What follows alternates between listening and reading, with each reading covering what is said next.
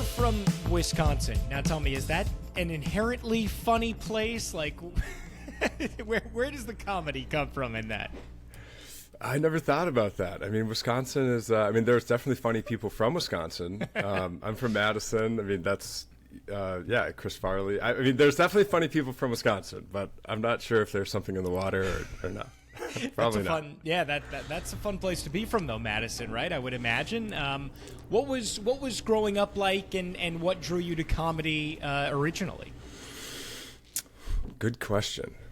I mean, I feel like any kid, my exposure to comedy and all culture was pretty dictated by my parents initially. My dad is a huge fan of the Marx Brothers and like the Three Stooges, like sort of older stuff, and then and he's also an artist. So I mean, in the world of cartooning, early on, he exposed us to everything. I mean, our house was filled with cartoon books, so we had The Far Side and Calvin and Hobbes and all the sort of obligatory 90s kids books, but he also had a lot of indie comics like Zippy the Pinhead and R. Crumb and some more off the beaten path things. So I guess I think that early comedy exposure was mostly just like what was around the house. And then as I got older, obviously my own tastes kind of started to emerge. I guess I'm just describing how literally anyone's taste develops. Like, this is not specific to me, but no, I think it's really interesting though, that now it makes sense that you would go into cartoons when that's what you were exposed to at first. Like, did you always take such a love of it, or was it kind of a process where you were more influenced by like what your dad did and kind of trying to follow in his footsteps? That's also a good question. I don't think that I had a very laser focused goal kind of ever. I mean, early on, I loved cartoons. I don't think it ever occurred to me I would make them. I think in part because I just didn't know that was something someone could decide to do. Right. But I mean, even because I come from sort of more of a sketch improv background, and even that I kind of tripped backwards into, because when I was in college, I knew I wanted to act, and I didn't really know what that would look like. And so I moved to Chicago because it was the biggest city that was still in the Midwest. And then in Chicago, there's obviously a huge improv and sketch comedy scene. So I thought, okay, well, if I want to act, I'll do that. And yeah, I don't know. Sometimes I'm honestly envious of people who had very specific goals and very deliberate paths on their way to. I feel like mine's been a little bit more meandering, sort of like I kind of want to do something in that area, and then my circumstances kind of dictate what that looks like specifically for me. Does that make sense? Well, was it always acting for you? Like, was that what kind of drew you to the genre, or just was it dramatic? Was it comedic? Was it just wanting to be the center of attention? Like, I mean, I could see all of it, and like part of that, I was an actor too as a kid, and like part of it was wanting to be the center of attention. So I kind of get it. Yeah, I'm sure deep down on a psychological level, it was right. A thirst for the approval of other people and to be applauded. But I like this. We're going into a session. Let's just skip right to my deep subconscious. I mean, honestly, I do think that's probably true. And when I was in high school, I started doing comedy sports, which I don't know if you've ever seen that, but it's competitive short form improv. It's basically like Whose Line Is It Anyway, kind of. Yeah. And I just loved it. I mean, and I'm sure part of it was I loved being on stage and people clapping for me. And then when I went to college, I did all of the plays, and I went to a small enough school where that was possible, because even from a freshman, I got cast, and I was like, oh man, this is so fun. And but that wasn't just comedy. I mean, it was we did straight plays. I don't think I did any musicals because I can't sing. But I did everything else, and it was sort of and I was happy to do the deeply dramatic and everything. And then it was really only after college where comedy kind of became the specific goal. But also I moved to Chicago in a band, so I mean I was kind of just taking anything I could get. As in a band. Yeah, I don't know why I brought that up because it's actually, I mean, it's not. I don't like still play music or anything. But when I first moved to Chicago, I moved in a band, and then I feel like a couple years in, or maybe even 1 year in, that first year out of college feels like 5 years. I mean, it's just like so many things are happening. But I think like within the first year, I kind of felt like, okay, I need to focus my energy here because right now I'm just a little scattered, a little stretched too thin, and so I sort of had to, Or I didn't have to. I chose to focus on comedy at that point. When did the Second City enter the picture?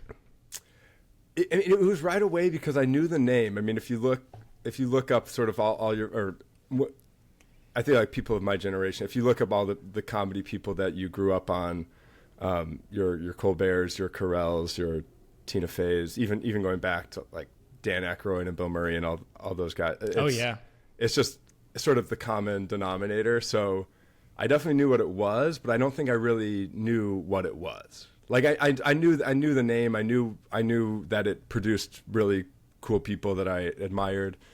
But as soon as I moved to Chicago, I think based just on reputation, I enrolled in classes. Like, I don't even think I saw a show, and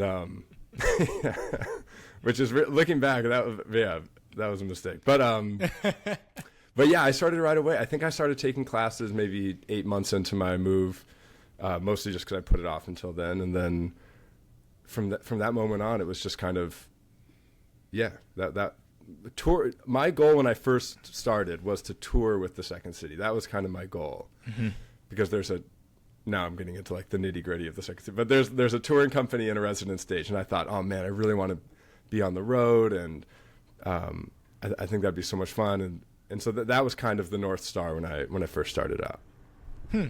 So you started these classes, and like, where was your experience level compared to the other students in the class?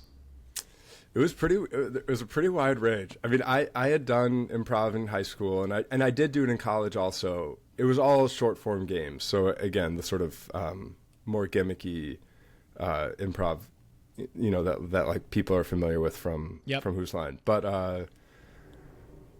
I will say I started at the conservatory, which at Second City you're only allowed to enter the conservatory if you've had at least a year of experience. So somehow I convinced them that I had a year of experience. But within the conservatory, there were definitely people who had already been improvising for a while, who had already gone through the IO training program, and that was sort of one of the other big improv schools in the city.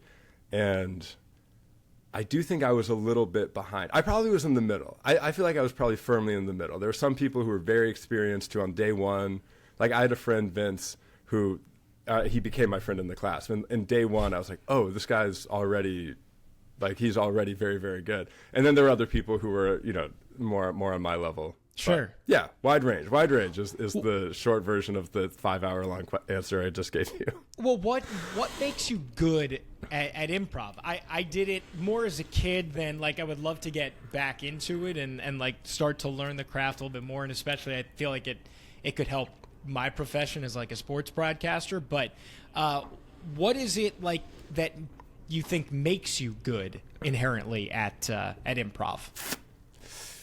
Wow, I don't feel equipped enough to answer that question with any kind of authority. You're not quite a master yet. I mean, but I think it's kind of an intangible quality. The people that I was always drawn to were the people who they felt effortlessly funny. I think knowing what I know now, there was a tremendous amount of effort that went into getting to that point. But the people who just sort of feel very present in the moment. They're not second guessing everything or calling things out that make them feel scared or uncomfortable. They're just they're just there, and like they're willing to roll with it. I feel like those were the people I was always drawn to as an audience member, and also as a player, because I think it really is. I mean, people joke about it being like the greatest group work since the Pyramid. I think Bill Murray said it was the greatest group work since the Pyramids or something, but it really is. It really is a group effort, and the people I like performing with the most are the people who feel very judgment-free, very ready to laugh and to get on board. Sort of all the qualities that make for a good friend, too. Just people who don't make you feel judged or stupid or anything like that. Yeah, and go along with what I guess it's kind of like it's a feeling of acceptance, right? Because like you're not going to say, everyone knows like yes and that sort of thing. Nobody's going to be like, actually no, what you just imagined is BS, and I'm going to take it in a completely different direction, right? They'd be a really crappy improv player at that point. Yeah, I remember. I feel like there were some stand-ups who were a little bit more, who would do that kind of thing a little bit more because they were like, no, I know what's funny. I'm gonna make this scene funny, and probably they did. Like they probably did do funny things, but it was just so much harder to play with because you'd be like, well, you kind of just negated my whole thing, and now I have nothing, and you're killing it. I get it, but I definitely subscribe to the philosophy of we all look good when we're all focusing on making each other look good. So I think that's. I don't know. Maybe that's the foundational belief I have. At this moment, I'll stick with that. It's also, Asher, kind of interesting because stand-up is, a lot more scripted, obviously, and you come in with jokes that have punchlines, and the deliveries, and the timing, and improv is all off the cuff, and you're making it up as you go. Why do you think that, like, so many stand-up comedians get their start in improv and kind of like vice versa, even though they are inherently different mediums in a way as well? Yeah, I don't know. I mean, I do think that there's less of a separation now than there probably has been in the past. I mean, when I was in Chicago, I felt there was a pretty bright line between stand-ups and improv. I mean, there are very successful stand-ups in New York who came from Chicago, and we had overlap, and we had no idea that each other existed at the time. But I feel like now it's a lot more common to sort of dabble in both. And maybe that's because they have more in common than, I feel like they do have more in common than they have not in common. Like it's still, you're still engaged. It's all live performance. So you're still in a conversation with the audience. You're still reading the moment. Even if it's scripted, you're ready to pivot. I mean, ideally you're ready to pivot at any time and sort of follow whatever's fun, and that's true of improv and stand-up alike. So I don't know. I think it does have a very common skill set too, and then obviously some big deviations. But right. What were your biggest takeaways, and like, what did you, I guess, learn the most to bring into your next part of your career when you were at the Second City? I think let me think, because after Second City, that's when I started writing for TV. And I think the most important thing to bring into a writer's room that I learned from improv was, it really was just the collaborative aspect of it. How everyone thrives when you support their ideas. And it doesn't mean all ideas are equal, and it doesn't mean all of them are going to be, in the end, what you do. But just giving everyone who wants to contribute an idea a fair shake and to follow it and see if there's anything there. I feel like that's the quality, and I love that in writing partners too. I mean, if we're working on a script, I don't want to write something. I don't want it to be bad. So if I pitch something that's bad, I definitely don't want to do it. But it is, I do find myself drawn to partners who are at least willing to explore that with me for even a moment, even if after that moment we both decide, oh, this is garbage, let's turn around. Yeah, and I try to do the same with my writing partners. I'll always try to yes and them for a bit and see where things go. And sometimes the funniest part of the script is the thing that you initially maybe had reservations about, and you never would have gotten there if you had negated it right away. So yeah, I think that's probably the biggest thing I brought from improv to writing. Wait, tell me more about that. Like, are there times where you think, oh, this isn't funny, this isn't going to work, and then you run it by someone, and they're like, well, maybe if you tweak this or change this just a little bit, and it ends up being really, really good because of that? Oh yeah, definitely, and that's why I like writing with someone in general more than writing alone, is because, well, one, I don't really trust myself.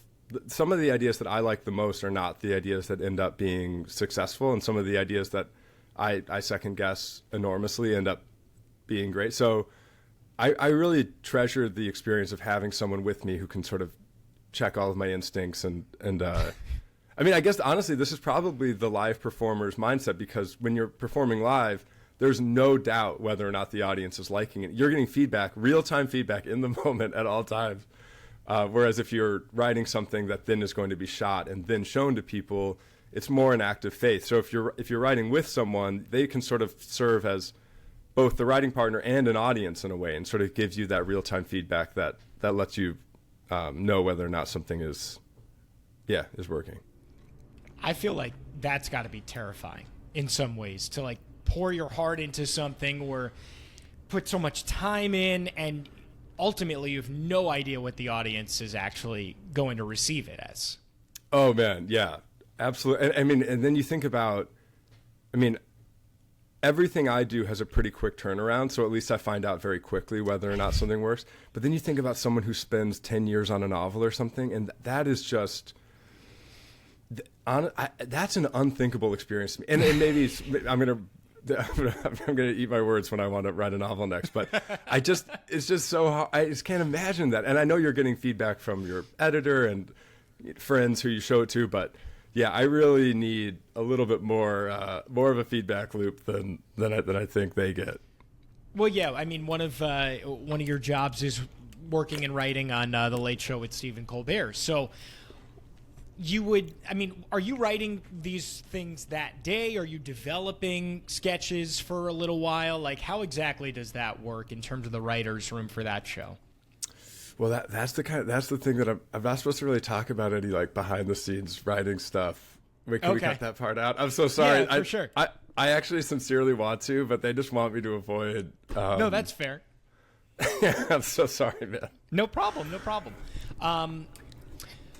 Well, let me just ask about like the experience. So you do work for a lot of, really prominent shows and prominent things. Late Show with Stephen Colbert is one of those. When did that come into the fold? Like, what was your job right after Second City, and how did you finally graduate your way to writing for late night TV? Is for a lot of writers a dream, I would imagine. Yeah, myself included. When I started performing at the Second City on one of the resident stages, I think that was the moment. Even on day one, all of a sudden I realized, oh shit, this was the dream. At one point, touring was the dream, like I said. So I already sort of had to redefine it, but it was very easy to go from, okay, now my new dream is just the next step in this easy to imagine ladder. And then once I was on the resident stage, that was when I thought, oh, the next thing isn't as clear, because you can go from this job to so many different ones. And I try to be in the moment and not let that pollute my experience while I'm there. But I do think, it immediately entered the back of my mind, as I'm sure it does for everyone. And you start thinking about, okay, if I moved to LA, what would it be? If I moved to New York, what would it be? And I think the honest truth for me was I wanted to keep working in comedy, and it wasn't that important to me what that looked like, sort of within a reasonable range. So that I was open to acting and for TV, or writing for TV, and that could be narrative, or that could be late night. I was pretty open to anything. So I told my manager at the time, just sort of throw me at everything and we'll see what sticks. And she did. So I did pilot auditions, I did writing packets, I just sort of did it all. And then it was a writing packet in New York was the first thing that bit. So that sort of set the next stage of my career. And it was this show that it's canceled now, but it was called The Opposition with Jordan Klepper. It was sort of a spinoff of The Daily Show. On Comedy Central, right? So yeah. I kind of moved to New York with very little notice and started that, and then the rest is history, I guess. My history. What happens? But yeah, well, yeah, for sure. Not what known happens when you're writing for a show and it does get canceled? Like, is that a complete kick? Like, is it really tough to deal with? Do you move on to the next thing? Do you have other irons in the fire? I feel like you've always got to be kind of mixing and matching, trying to look at what's next. Yeah, I guess. I think it was a pretty mild experience. I would describe it as a soul-crushing existential crisis. No big deal. I think it was. I think it's. I mean, the honest truth is, it didn't even occur to me that it could happen. I think because, I mean, obviously, I knew shows got canceled, but because it was my first job in television, I was too busy trying to get good at it. I didn't even think about what if this doesn't even last a full season. So when it did get canceled, I definitely, probably panic was the overriding emotion, and then panic quickly turns to action, and and I think now that I've worked in TV a while, I sort of understand more that rejection and failure is, like the path to success is paved in rejection or whatever. But so I think I've come to be a little bit more at peace with that. But I think in the moment it really was. I was like, oh my God, do I go to grad school? I mean, I think at one point I was like, I'm going to become a geologist, which that wasn't even my undergrad. But I was like, I'm going to get a graduate degree in geology because I always thought that was interesting. So I was definitely all over the place for a few months before I found my next thing. Yeah, you got to have a plan B. What was the next thing, though? Well, the next thing was The Late Show. So Nice. I was unemployed, I think, for maybe 6 months. Or I wasn't unemployed. I would say underemployed. I was gigging again. Because, and I think to your point, yeah, you always sort of have many coals in the fire. So, but New York is a very expensive place to live. So it takes a lot of coals in the fire to try to piece together a full-time job's worth of salary from gigs. But yeah, and then it obviously worked out well. But so that kind of covers the TV side of things. But Asher, I think what a lot of people, and I discovered you for this, and I think a lot of people have as well, is your cartoons in the New Yorker and your characters that you create. When did you go back to that form of comedy? Like, was it the fact that you were writing and you kind of wanted to experience something different? When did that happen? I mean, it started, I think technically I decided I wanted to get a cartoon in the New Yorker maybe in like 2017 or something. I think that was the first time I said it out loud, but I didn't really pursue it. It was more like, that would be a fun thing. And then I got distracted by everything else, and I was especially my first job. I was like, oh man, I can't do anything else. I just have to figure this out.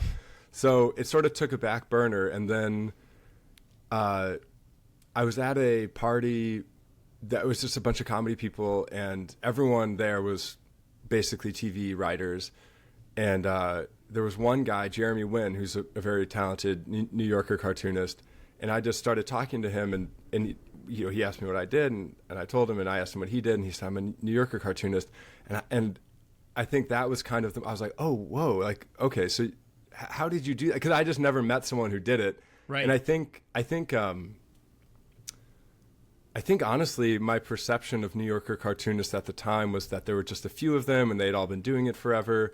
And here was this young guy who was very good and had started doing it just a few years before. And I thought, oh, whoa, so maybe this is more achievable than I had once thought. And so I did I don't even want to say it out loud, but I did the thing where I was like, hey, can I buy you a coffee and pick your brain? Hey, nothing wrong with that. Oh man. But he foolishly agreed. And so I did. And I think I submitted one batch from that, and obviously they didn't buy anything from the first batch. And then life and my job and everything else sort of got in the way, and it kind of backburnered again. So I sort of have like these little spikes. And then,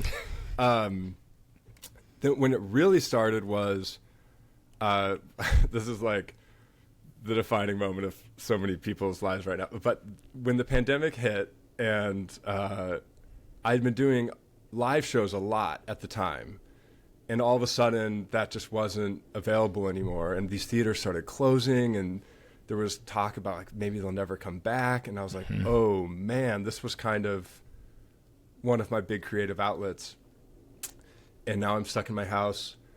And also just improv and sketch and stand-up, like you really can't do that alone in a room.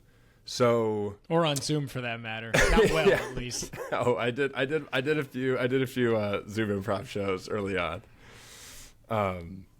We were all trying so hard. Trying not to to go blind or just like truly. I mean, fill the time some way. Yeah, I think I'd quit drinking like 5 months before the pandemic or something. I was like, well, I can't even like sit in my room and get drunk. Like I just like I have like nothing to do. Bad time to stop sniffing glue. Exactly. So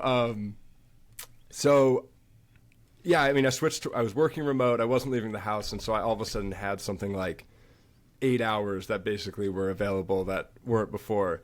So I started drawing and making cartoons every day, and started submitting to the New Yorker every week. And I think, and at that point, so that was the real earnest push, was this. And I think I did that for like 8 months maybe, and then they finally got one or bought one. You submitted for 8 months before they bought one. I think so. I should have looked this up before our call, because of course you were going to ask. But I actually can't remember how long. I think it was about 8 months. But it wasn't overnight. Like, you kept trying and trying and trying. Did they give you feedback on it? They do.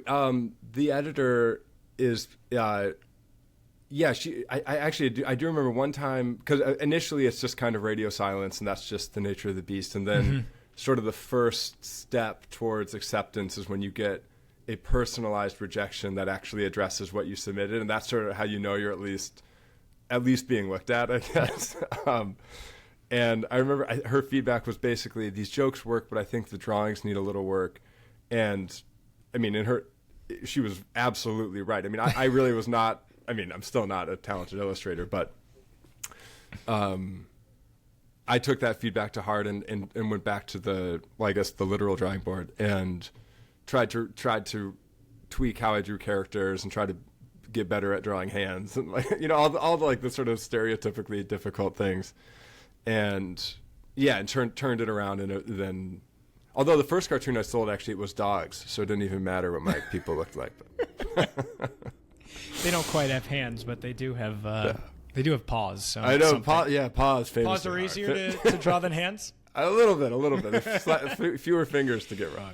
Do you have any I don't know any techniques from your dad? Like, where does your style come from? I'm sure that if you were to do some sort of analysis, you could trace it back to early drawing lessons. I mean, my dad used to sit us down and teach us. I mean, I even when I was very little, he taught us what a horizon line was, and sort of foreshortening, and just like little basic lessons in perspective, that kind of thing. And I sort of forgot all of it. And then when I was trying to relearn it, I think it's not like riding a bike, right? But it was like buried underneath. So I sort of felt like I was unearthing knowledge more than I was learning it. And so yeah, I think like basic stuff, like just like the fundamentals, I think do trace back to him. And then the style itself, I'm not sure. I feel like it's a really difficult thing to. I think it's a really difficult thing to unpack, because it's always changing, and it's kind of the product of your intention and your limitations. Like, those two things together sort of produce the end result. I think the one big thing for me was I had to figure out how I wanted to draw faces, because obviously faces are, well, most people have them, unless the joke is that they don't, I guess. So at some point I landed on no eyebrows, 2 dot eyes, and sort of this pendulous nose. And that felt like a huge unlock to me. And I don't totally know why, but I was like, okay, now I know sort of like the basic of how I'm going to draw faces. And then everything else has kind of fluctuated over time, like the existence of necks. But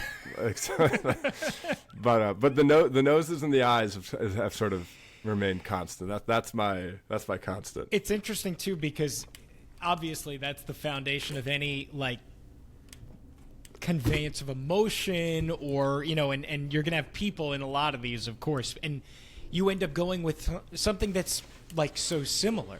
Like, it's not this crazy technique, but you decided that, hey, you just want to go with something that's just like 2 dots for eyes, where a lot of people, I'm sure, are a lot more I don't know, sophisticated? Is that a mean thing to say? I think that's a mean thing to say. But Oh, I'm so sorry. That one cut out too. Can Did I you do cut it out one more again? time? I don't know why. I think I'm on the right network. I'm so sorry, but yeah. no, I didn't that's hear- okay. That's okay. Yeah, It can. just one more time. No big deal. Where did it cut out? I think like right when When I was starting to talk about the the odds? right when you started talking. Yeah. Oh, okay. What was I saying?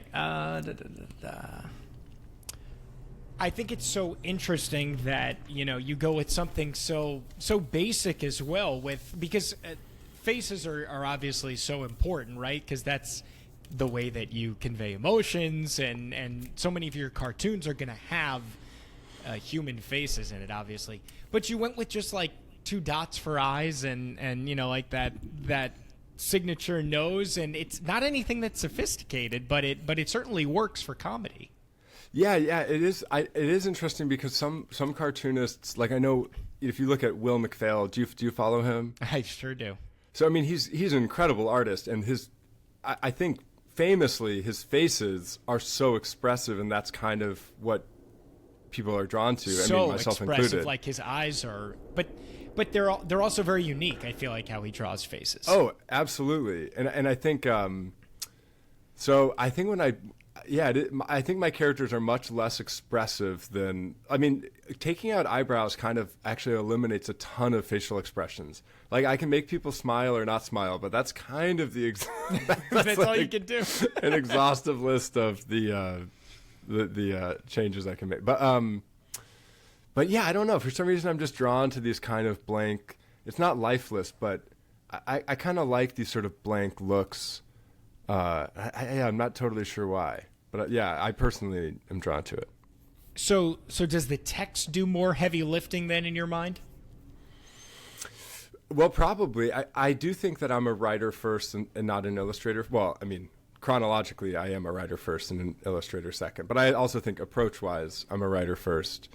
And I know a lot of cartoonists I know, they went to art school and they sort of come from an art background, and that's sometimes they even brainstorm on paper, drawing first, and then coming up with an interesting image, and then trying to figure out what the caption could be, and that's totally different. I'm always words first, so I'm always brainstorming just the text, and then once I come up with a caption I like, then I'll draw the image, and the image is usually only good. I mean, it's only it's just there to sort of serve the caption. So yeah, I do. Yeah, that's a good point, and that's why I think most of my cartoons have. I have a few captionless ones, but most of them have captions too. That's interesting, and actually a perfect segue. It's like you knew exactly where I wanted to go, because we've talked a lot about your history and kind of how you got to the point of being a writer and a cartoonist, but we haven't gotten really into your creative process of how you do it. So, I mean, you just unveiled some of it, obviously, starting with the caption. I think it's also interesting that like that is such an important part for you, where it's not as important for other people. It's almost like being a stand-up on paper, right? Like writing a joke and then figuring out what goes with that joke, but the joke is what comes first. Yeah, definitely. I mean, my process is pretty straightforward. It's evolved over time, obviously, but basically what I do is, did you ever read Julia Cameron's The Artist's Way? That's kind of a popular book with creative types. She I don't know if she invented it or just popularized it, but she has this concept of morning pages, which is 3 freehand writing pages every morning. And I started doing that a few years ago. I mean, before I was cartooning. And I think, I don't want to mischaracterize her, but I'm pretty sure her intention is more like, this is a way to shake the cobwebs off your brain and kind of get you thinking creatively and get the juices flowing, so that way when you really start the work that's important to you, you're already warmed up. And I actually think it really does work well for that. But I sort of do this kind of bastardized version of that now, where I am more explicitly brainstorming, which I think she would not want me to do, because she's like she's like, oh, you write and you never look back on it. Like, this isn't even intended to be a product you ever look at. And mine is definitely more intentional brainstorming. So but it was based on that. So every morning I do 3 written pages, and while I'm going, I don't like stopping while I'm going because you don't want to interrupt the flow. But if something sort of feels like there's something to it, I'll just circle it really fast or underline it, and then I keep going. And then at the end of it, then I'll look back at the things that I circled and underlined and try to dig a little deeper and see if there's anything there. And sometimes there is, and most times there's not. And that's kind of how I approach it. What kind of things are you writing down? Like not specifically, but just like, are they ideas? Are they jokes? Like what is coming to mind? I mean, they're mostly the ramblings of a madman, but I think I usually start with reflecting on something I'm thinking about or something I did the previous night, just sort of whatever's on my mind. So if I went to a birthday party the night before, then I might start with, I went to a party last night and this is how I felt about it. This is someone I talked to. This is like, I didn't want to have that conversation. I tried to get away. I couldn't. Like whatever it is, just sort of unpacking whatever is going through my mind. And then from those just sort of surface level observations about my life, I try to think of something that could theoretically be universal, and the joke sort of comes from there. Although honestly, I think most jokes are personal and kind of just happen to be universal. I feel like I think I misspoke. I don't really try to find universal. I think I try to find personal truths, and then ideally they end up being universal. But that's kind of, so I usually just start with whatever I'm thinking about, zero in on observations about it, how I feel about it. I mean, emotion is obviously the core of all comedy. So how I feel about it is the key, and then how could I convey that with an image and a short little pithy caption. And sometimes the captions I come up with are the ones I end up putting on in a final tune, and sometimes it'll be kind of a wordy, bad version of one, and then I'll sort of craft it afterwards and make sure it actually is, just like any writing, it's like you want to go through afterwards and make sure you lift out as many words as you can and have it still make sense and stuff. But yeah, did I answer your question at all? Be honest. No, it definitely did. And I think it's also like you bring up, it shows that things that happen to us and things that we are thinking are universal in a lot of ways, right? Like we think something is completely unique, but there was one, there's one that I really like that speaks to me.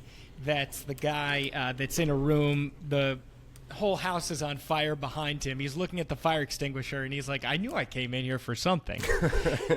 That I feel like that's me every time I want to Google something. If I don't do it like immediately, I cannot remember for like 10 seconds what. And I think to myself, oh my goodness, I'm suffering dementia, but I can't imagine that other people are going through that exact same thing. I totally relate. I mean, I feel like once a day I think, okay, that was cognitive decline. Like always, something happened. That's not normal. But yeah, I mean, I don't remember how I came up with that, but I'm sure it was because right before I'd started my pages, I had done that. Like I'd walked into the room, yeah. And so then when I started I'm sure that was the launching off point. Do you run them by anybody before you submit them to the New Yorker? Yeah, I do. Probably more than I should. I sort of torture my friends with ideas, but sometimes they get included. Yeah, that's true. I have some friends who are also cartoonists who I'll text. I have a text thread with do you follow Ellis Rosen and Brendan Loper? Mm-hmm. Those guys are just so funny. I mean, I think two of the best people doing this who are alive. So we text each other ideas. We'll be like, here's just like a rough sketch. Like, does this work? And one thing I really like about that thread is that everyone's very honest about it. Like if it doesn't work, they don't worry about like hurting my feelings. To be like, that doesn't work for me. Not good. Yeah. So and there are other people I run it by.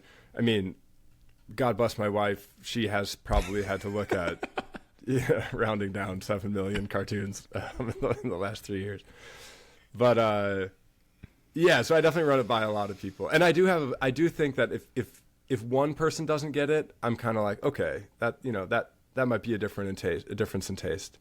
But if two people don't, I kind of let them win that argument. Even if I believe in it, I'm kind of like, okay, you're right. Like if it's not working, it's not working. Whereas I think earlier on, I think I kind of bullheadedly pursued my own ideas regardless of the feedback. I think now I'm much more in a space of, yeah, I don't care if this works or not. Just let me know if it does. Yeah. I mean, at this point, you're pretty seasoned and have been doing it for years.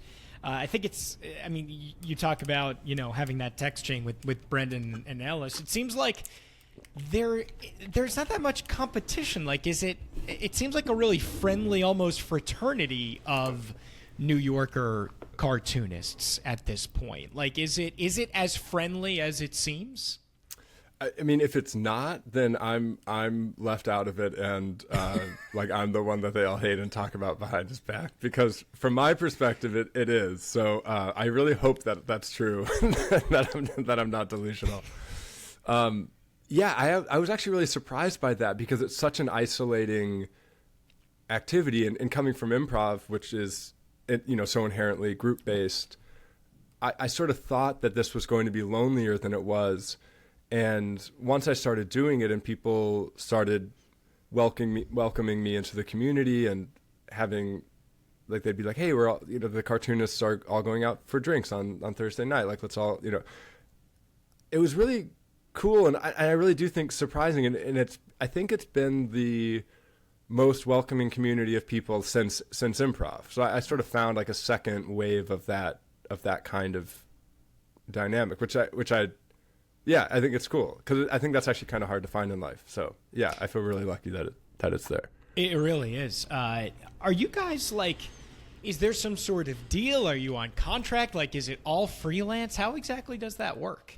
I mean, we sign a contract that just sets the parameters of what we're allowed to do and what they're allowed to do when something sells. But and I do think there are some people who have been doing it for a long time who are still on. Sorry, let me back up. The New Yorker used to give out contracts, so they would have cartoonists who like on staff. Yeah, I mean, effectively, and I feel like they even had insurance, maybe. But in the last, I think at least decade, that doesn't really happen anymore. So now everyone's freelance, except for the people who are grandfathered in. Mm-hmm. Also, I'm not speaking with any authority. This is more just like what I've heard from other people. So if anyone fact checks this, I defer to them.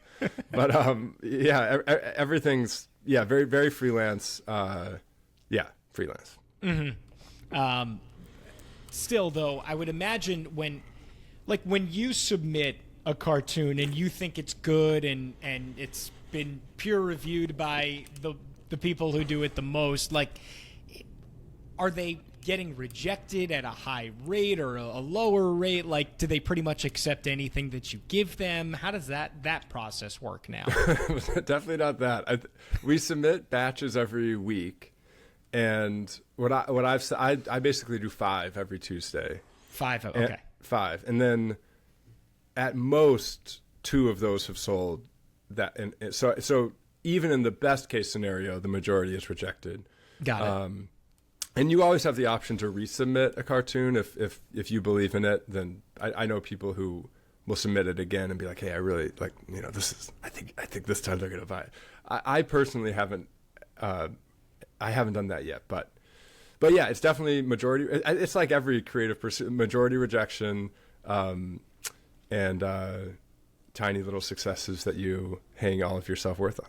Well, yeah, exactly. That's that pretty much describes creative people, for sure. You put your whole heart and soul into, and then someone says, "No, actually, we're good. Someone else is doing it better." I can relate to that. You have, over the years, created some indelible characters that now you're selling merch for, which I'm very excited to see.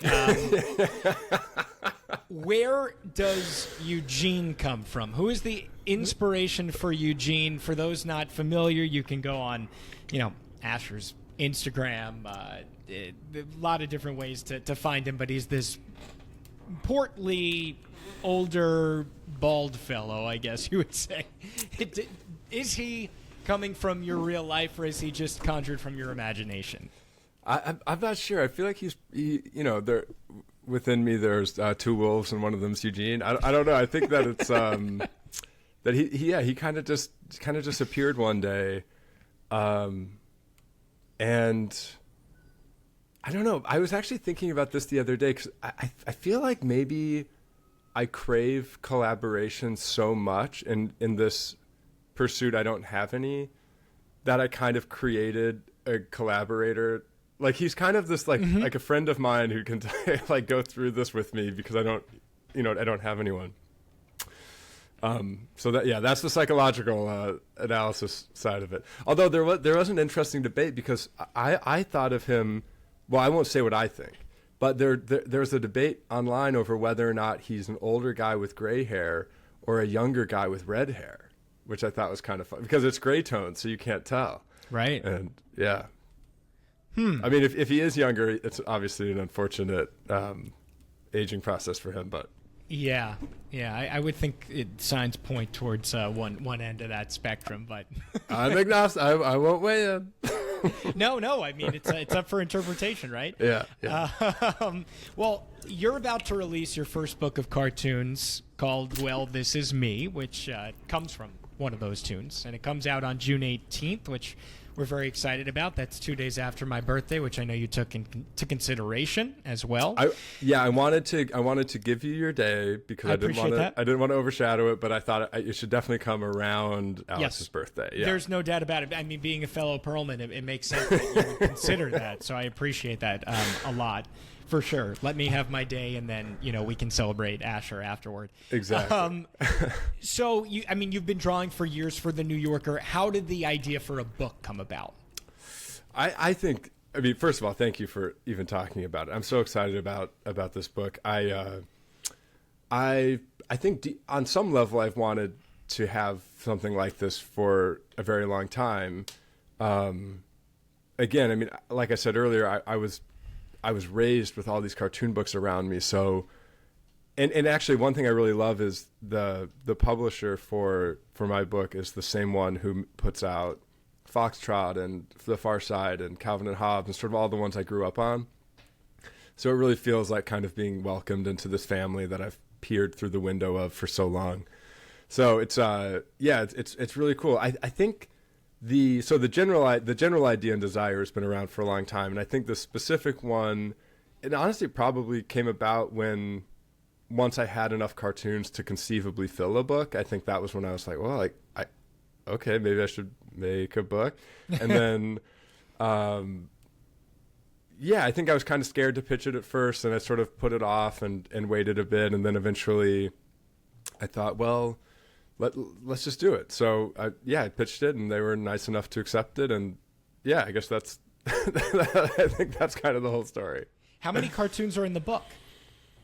The book, it's just shy of 200 pages, and the majority of it is single panel cartoons, the majority of which I haven't put anywhere else, that was also really important to me to make, because I didn't want it to be like, spend money on my Instagram, print it out. It's majority new, and it's majority single panel, and then I have a few narrative cartoons that are kind of, I wouldn't say memoir-ish, but kind of semi-autobiographical that kind of threads through the book. So, I'm not sure what the total number is, but it's, if you sort of reverse engineer it from what I just said, I think, you're probably pretty close. Yeah, we'll leave that up to you, the listener. Is it as simple as picking out just which ones you want to be featured and then going ahead and publishing, or is there a lot more thought that goes into it? I think I went through a lot of... I approached it a few different ways, and ultimately there were some that I really wanted to be in the book, and so I wanted to make sure that whatever structure I picked allowed for those to be in it. But I ended up picking a structure that sort of allowed for the greatest amount of freedom in picking the cartoon. So it's broken up into thematic chapters, and the chapters they're pretty general topics. It's work, life, love, and play. So kind of just the general categories of life. And I mean, honestly, like, if you pick any cartoon, it probably fits into one of those. So it really it made the job very easy. But yeah, I don't think I went into it with a ton of preconceived notions of what I wanted it to be. It was more just I want it to be the best book I could make it, and yeah, I hope I did. Was it a collaborative effort with your editor in trying to figure out, how you wanted to set it up, or was this kind of your decision? She's great. She really wanted to support whatever I wanted to do, and I really admired that, and I'm very grateful for the amount of freedom she gave me. I've heard stories about people going through that process and having a little bit more of a contentious relationship where like they want one thing, their editor wants another, and my editor was very helpful when I needed her to be, and hands off when I didn't. And yeah, I feel really lucky to have had the editor I had.